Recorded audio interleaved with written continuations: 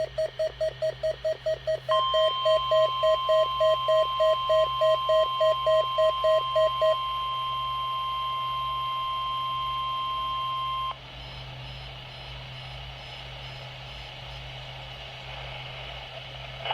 National Weather Service in Chanhassen, Minnesota has just activated the warning alarm on 13 weather radio stations across central and southern Minnesota and west central Wisconsin. During dangerous weather situations, these specially built radios are automatically activated to warn for the hazard. Tests of these radios are normally conducted by the National Weather Service in Chanhassen every Wednesday at 1 p.m. If severe weather threatens the area near the normal test time, the test will be postponed until the next good weather day. The warning alarm will be activated for selected watches, warnings, and statements affecting central and southern Minnesota and west central Wisconsin. This concludes the test of the warning system.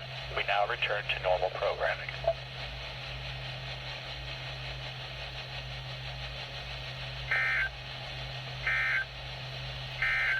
Now the forecast.